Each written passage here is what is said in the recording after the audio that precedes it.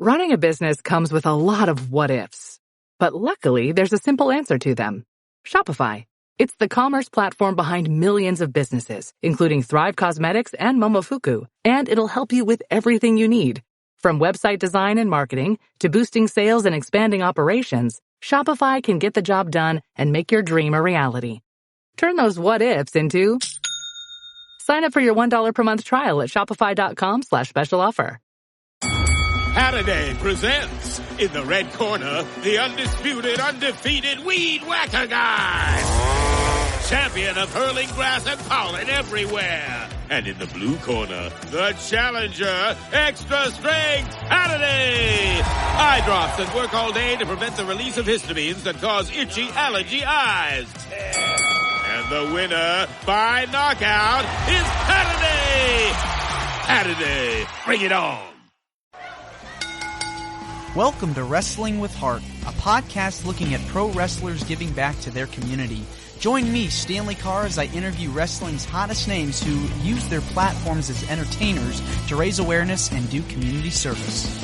Hello and welcome to another edition of Wrestling with Heart. This is the show where we talk with professional wrestlers and professional wrestling personalities about their lives in and outside of the ring, as well as doing acts of charity work, community service, volunteering, and spreading positivity. We're always about the positive vibes here on the show.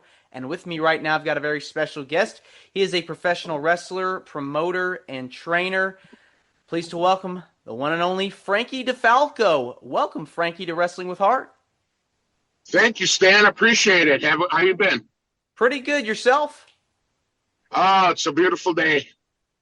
All right. Can't go wrong with that. So you're from Wisconsin. Tell me about your childhood and upbringing.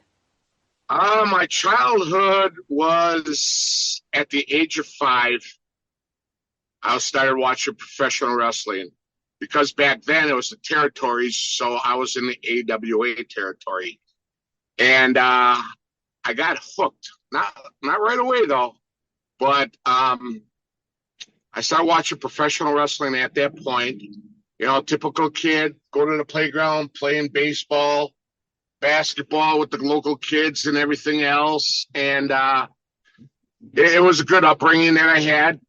Great parents, Catholic upbringing, and Sicilian, of course. And I had some good friends back in the day. It was good times. I like to hear that, you know. Who can ask for anything more? So, wrestling, watching it at such a young age, do you remember the first match you saw or first wrestlers you remember watching on television? Crusher, Bruiser, Vern Gagne, Baron Von Raschke, Dusty Rhodes, Superstar Billy Graham, Wahoo McDaniels. AWA had a very, very strong promotion back in those days. Yeah, definitely one of the all-time great promotions of that era for sure in the Midwest. And so, who are some of your favorites growing up? I idolized Dusty Rhodes, and that's who I emulated back in when I was wrestling.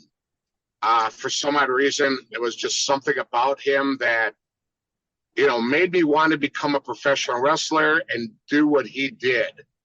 But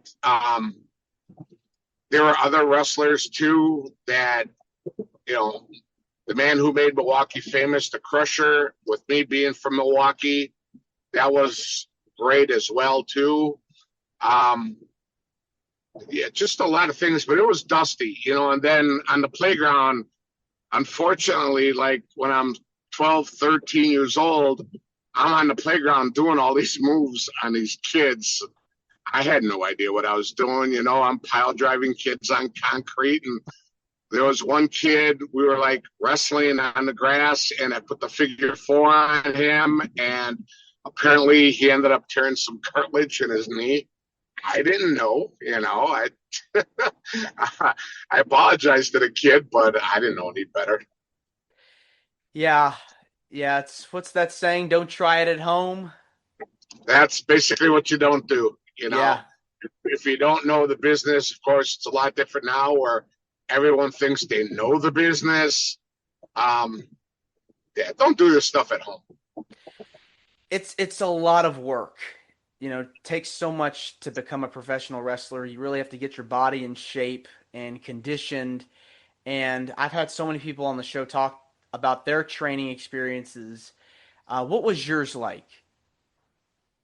I trained in a boxing ring, and how I got started was I used to be a gym teacher, physical trainer over at the local Milwaukee Boys and Girls Club. And there was apparently some guy who said he was a wrestler, and he was putting holds on the kids there, which these days you cannot do, But they kept telling me, Frankie, there's a guy, he says he's a wrestler, he keeps putting holds on us, and he's hurting us. So it just happened that I got to work early one time, and he had a hold on a kid. And I put this guy in a chicken wing, and I didn't know any better again. And when I released it, he said those magical words, "How'd you like to become a professional wrestler?" I'm like, sure. So I met a guy who trained me by the name of Al King Kong Patterson, African-American legend. He was related to Bobo Brazil and Ernie Ladd. They all worked together back in the days. I trained, like I said, in a boxing ring, which hurt a lot, taking bumps and everything else. I trained for 2 months, and I had my first match May 24th, 1979, at a place called the Crystal Palace in Milwaukee, Wisconsin. Fun times. Now, when you're training, you're doing all these drills, getting your body in shape, working with so many different people. Any pieces of advice that your trainers told you, pieces of advice that you've been able to apply to today and have passed on to your students? I trained with Al. I worked some shows for Al, but then a guy by the name of Chris Curtis, he was a local enhancement guy here in Milwaukee. We used to work together for a security group at Milwaukee Brewer Games and Summerfest, the world's largest music festival in Milwaukee. And he asked me if I wanted to go work for him and Tom Rocky Stone in Milwaukee. I'm like, sure, why not? So they furthered my training on how to do things a little bit more better than Al had trained me with. And that was a whole new experience going with Stone, because Al was more of a hands-on guy, where Tom Stone was a hands-on guy, but also verbalized what to do, if that makes sense. Yeah. So it's almost like reading a book, but you see pictures to it as well. Yeah, it's like being a visual learner. You're learning how to do it. You're learning how to do it by watching, not just by hearing what's going on. And so you're right. You're learning the techniques and all these different maneuvers. Talk to me about your first match. I am sure you were nervous the first match you had, but what were some things that made you start going, okay, I got through it, now I'm ready for the next one? I wrestled a guy by the name of Ed Wildcat Hibble. And I couldn't sleep the night before, not going to lie. The first show jitters. And when I got there, we went over the match, and I lost. But as time went on, I progressed a lot more than the veterans in that day and era were. And Al gave me a little push where I had my first match in a major venue at the Milwaukee Auditorium. I trained with a guy by the name of Jeff May, who was a Milwaukee County Sheriff, Al's right-hand man. We went up against a team called the Slaughterhouse Brothers. And there was about 3,000 people in a 6,000 seat venue, which was nice. And we won the United Wrestling Association. That was Al's name for his company, UWA. And we won those tag belts that night, would make me feel a lot more special, as I had a lot of friends and relatives at that show as well. Mm-hmm. So that made the show and the winning of the tag belts that much better for me. It was a good experience. There's definitely no better feeling than winning a championship, especially in front of your family and hometown fans that come and support you. Now, you had a stint with the WWE as well in the 80s. Talk to me about that. Tom Stone was the go-to guy for WWE, and he got a bunch of guys together from Milwaukee. We would jump in a van and go do TV for WWE. Well, first it started with the AWA, where we would fly every 2 weeks to Las Vegas. And every once in a while, we would go to Rochester, Minnesota to do TV there. And then Stone got a call from Blackjack Lanza about doing TV for WWE. And that's right before WrestleMania 3 happened. So that was fun. That was a good time for that. Yeah, I mean, this was right in the heart of the rock and wrestling golden era, with the Hogans and the Andre the Giants. I mean, it was huge. And so getting that exposure definitely, kicked everything up to a new level. So talk to me about some of the differences between the promotions and the locker rooms, because when you enter a new locker room, you were leaving the AWA and going to this new locker room in the WWE. I mean, surely you experienced some different environments. Well, very, very different. With AWA, Vern had a tight grip on his locker room. He very authoritative. He had his son Greg and Wahoo McDaniel and Sergeant Slaughter doing the booking at that time. Nick Bockwinkel also, Larry Zbyszko. Vern gave them the finishes and what they wanted, and that's how it went for TV. When we were in Vegas, 2 separate locker rooms, way apart, 2 separate sides of the building. So you really couldn't talk to anybody unless you're at the hotel, and that's when you had the chance to talk to everybody. With WWE, it was great. It was catering, very loose locker room. Everybody talked to everybody. It was very light-handed over there. You found out who you were wrestling. They had 2 segments because WWE did 3 shows at that time. And if your name was on the board, that's who you found out who you were working. It was okay. It was good times. A lot of traveling, though, a lot of driving. They never flew us, which kind of sucked. Yeah, the one that made me stop doing WWE TV was we had TV in Cincinnati, which was like a 6-hour drive. Then we drove to Wheeling, West Virginia, which was like maybe a 2-hour drive, 3 hours. And then from Wheeling, West Virginia, back home to Milwaukee, which was a 13-hour drive, and that was it for me. I wouldn't do it anymore. I was done doing long drives.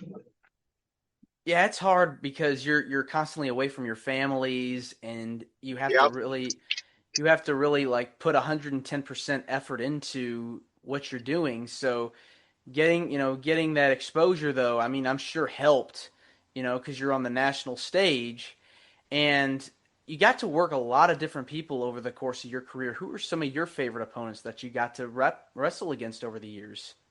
Well, when we were doing AWA, Marty Jannetty, Sean, Kurt Hennig, a lot of those guys were in AWA before they jumped over to WWE.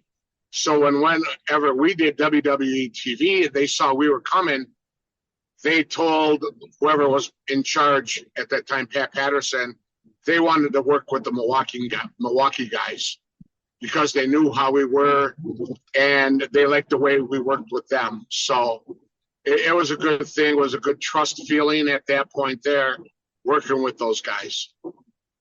Yeah, this was like in the heart of like the tag team wrestling era. You had the Rockers, you had the Hart Foundation, you had Demolition, you had the Nasty Boys, you had the Road Warriors. I mean, there were a lot of different teams during this time. And so it was really a good period for tag team wrestling. So getting the chance to work the Rockers, I'm sure it was an amazing feeling.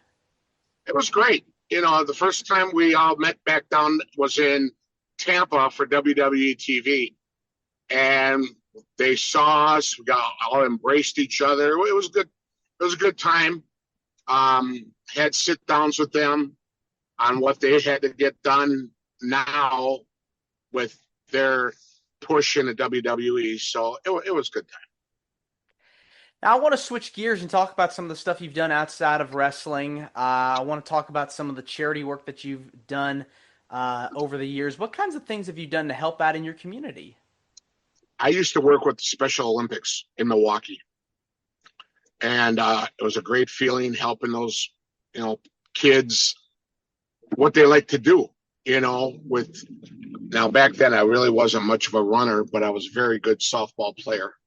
And I would help the kids with the softball, teaching them how to hit, how to make contact with the ball, which bases to run to and everything else. So it was a very good special feeling. And then giving the awards, the medals to those kids who succeeded in their events. When did you get started with Special Olympics? Boy, it was in the mid 80s when I was working with them. I had worked with them for probably 5 years. So yeah, it was good. It was a good time.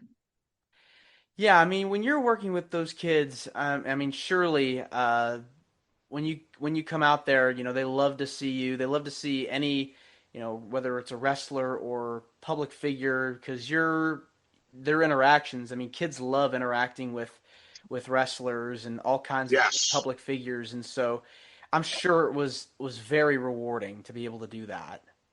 It was a great feeling. You always give them that congratulatory hug and embrace of how they succeeded. Even if they didn't do well, you still encourage them to help them feel good, Yes, most definitely. Did you have like a favorite part about being with Special Olympics, being a part of the organization? Yeah, just encouraging them on what to do. That was the best part. Yeah, helping them, and just helping them, encourage them was the big key for that, and trying to make them feel good, whether they were successful in what they did or weren't successful, and helping them know the difference between that, and just, letting them know that they were successful no matter what, and they appreciated that. Was there a particular time or event that you were a part of with Special Olympics where things may have seemed a bit hard, but you kept encouraging them to succeed and do well? Yeah, it was the Summer Olympic Games that they had, trying to, there were I would say over 1,000 kids, and each of us had our own little section of group that we were attending to. And like I said, I attended and helped them with the softball part, and it was fun. I ain't gonna lie, I totally enjoyed it. I wasn't compensated. I wasn't looking for any compensation, just to help those kids succeed on what they did, helping them pick up the ball, helping them throw it to the right base, it was a great feeling. I totally enjoyed looking forward to it every year. There's no better feeling in the world than paying it forward to someone who needs it most. And Right. you also have a wrestling school and wrestling promotion, Brew City Wrestling. Talk to me about starting that up. I started that in January of 2004, and I started it running my shows on Friday nights, where if the guys worked for me on Friday, they could find themselves a booking on Saturday, double shot, and it was a good experience. But back then, I was running my shows every 2 weeks, so the storylines only lasted like 2 months. So I spread things out, and then I went monthly.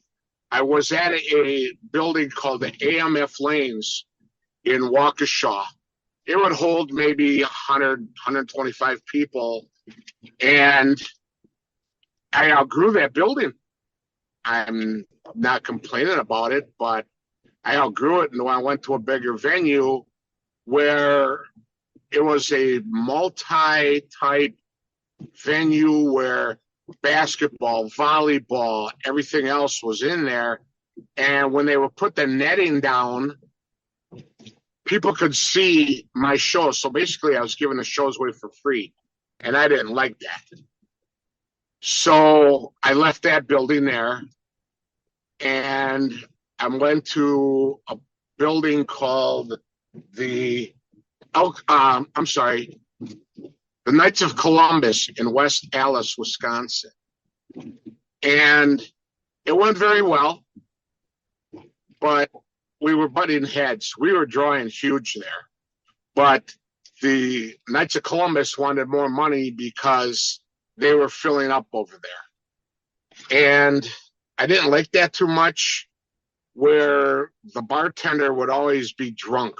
And he was like, I don't know, the head of the Knights of Columbus over there. And like I said, we're always butting heads. So they kicked me out. But before they were kicking me out, I found at the venue that we're at right now. We've been there for like 7, 8 years now. It's the Elks Lodge 400 in Waukesha, Wisconsin.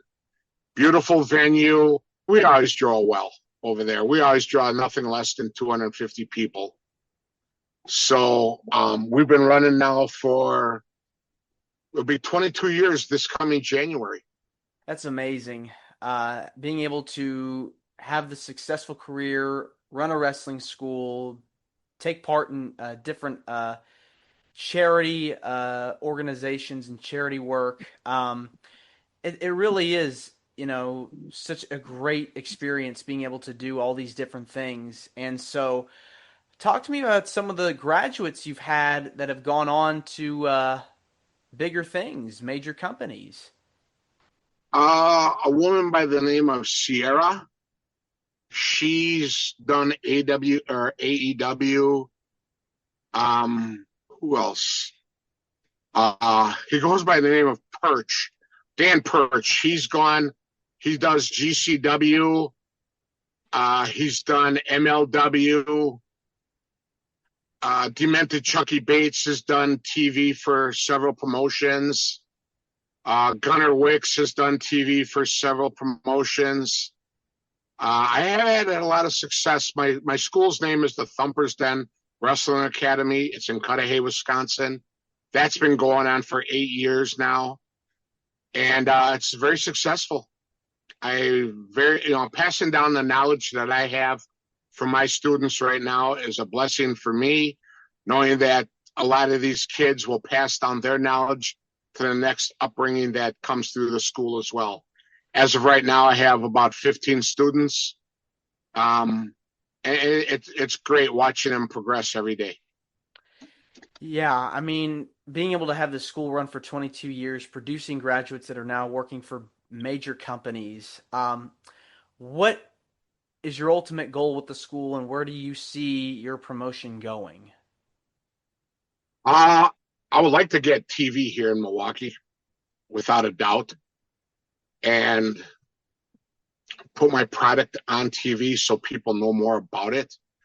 We have a great following. The emailing list is huge, and it's a family show that we present. A lot of kids are at the shows. Everyone believes that the parents bring the kids, but it's the kids that bring the parents because they want to see Brew City Wrestling once a month or wherever we're at. Like I said, during the summer, we are very, very busy. Every weekend, we're at fairs and festivals throughout the state of Wisconsin. I think it's so amazing being able to have such a following and have something that's continued to grow over time, and being able to pass on that knowledge after you have learned from your trainers and then passing that knowledge on to other people.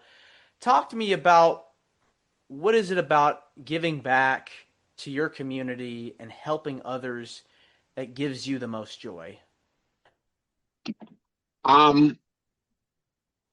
It's not all about recognition. I don't care about that crap. I believe in just getting the Brew City name out there, the Thumper's Den Wrestling Academy name out there, helping people to what they want to do. I get a lot of emails that want to become professional wrestlers. Some succeed, some don't. But it's funny is I always get the same email. This is what I want to do. I know I can do this. Sometimes they can't. I never drop them out. They drop themselves out. You know, if they want to quit, that's on them. I never kick anybody out. It's always on the person, not me. And the fact that you have been able to go to these different towns and different cities, putting on these shows, I'm sure you've also been able to, hear from so many people that they really love the shows every night that you're on, that you're doing it, and they want to come back to the next one. Right. Yeah. They always sell the upfront tickets, you know. They like getting the advanced ticket sales and, just doing their own thing with the company. Yeah. They're always asking about stuff like that. They always want to know when tickets go on sale. Tickets for the next show go on sale in 3 weeks. Ringside always sells out the day tickets go on sale, which is a plus. So ringside, like I said, I have 78 or 80 front row seats always for sale right away. And like I said, those are gone. Sometimes they go right away, sometimes they don't. But before the show starts, front row sold out. Always get a great advance. Always get a great walk up as well too for our shows. That's so cool. Well, Frankie, I just want to say thank you so much for coming on to the show. It means a lot to me and to my listeners and viewers that are watching this on YouTube. Where can people find out more about you and your promotion and everything that you're doing? They can find us on brewcitywrestling.com. That's the website. And they can find us on social media with under Frankie DeFalco, DeFalco. On Facebook, on Instagram, it's Brew City Wrestling. So, and Twitter or X, it's at BCW1. All right. Well, thanks so much, Frankie, and you're more than welcome to come back. Sounds great, Stan. Thank you for having me, and we'll talk soon. Have a great day. Absolutely. You too. Thanks. Bye-bye. This is Wrestling with Heart. I hope you found this podcast to be informative and entertaining. If you did, please hit the subscribe button and look out for the next edition.